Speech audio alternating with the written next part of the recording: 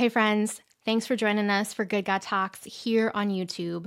The whole point of our podcast is to help you grow your habit of having uncommon conversations with God in everyday life moments, because you and God belong in each other's lives. You're created for life with Him. And so there's a ton of resources here in the show notes. We'll have some of those linked to help you grow your habit of talking with Him. This podcast is going to release every Tuesday and Thursday, so click all the buttons to like, subscribe, and turn on alerts so you don't miss future episodes. But enough with all that. Let's jump into today's episode and this conversation with God. Hey friends, have you ever noticed before how most of life doesn't happen at the beginning or the end? It happens in the middle. The waiting, the working, the wondering if anything is actually going to change. The middle is where faith gets tested and trust gets shaped. I've never loved the middle. I know. Surprise, surprise. I like plans and outcomes and clear next steps. But the middle, it feels like an unfinished sentence. And yet that's usually where God does His deepest work. A few years ago, our family was walking through a really long season that wouldn't move faster, no matter how hard I prayed. Every prayer felt like an echo, just bouncing back to me. Every day looked the same. I wanted closure, and God offered consistency. Looking back, as is often the case, I can see it. I can see how He was caring for us in the middle places.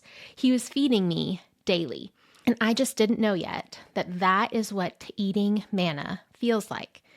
God offers manna to the Israelites in Exodus 16. And I'm going to read for you a few of the verses from this chapter where God is telling them through Moses, the people are complaining, they're hungry, and I am about to rain bread from heaven for you. And they're going to go out and collect each day's portion for that day. And He says in verse 4 of that chapter, that I may test them, whether they will walk in my law or not. On the sixth day, they can prepare what they bring in, and it will be twice as much because God's going to provide for the Sabbath. And in verse 19, it says, and Moses said to them when he's recounting what the Lord had told him, let no one leave any of it over till morning. But they did not listen to Moses. Some left part of it till the morning, and it bred worms and stank.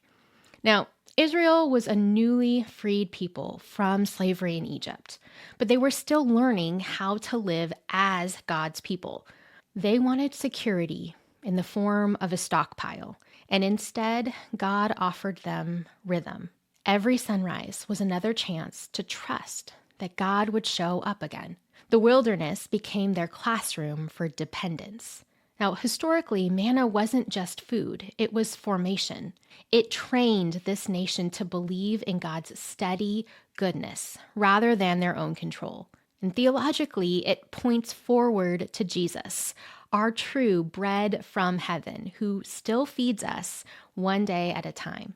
As I've been preparing for this episode, I've been reflecting on that. Maybe that's what faith looks like in the middle. Receiving grace for today and trusting that tomorrow will have its own.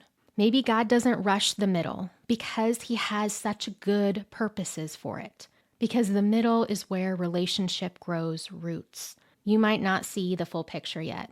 I know there's prayers in my life where I don't see the full picture yet either. But that doesn't mean we're lost.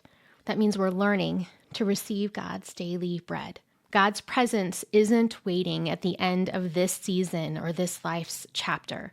He is the one walking you through it.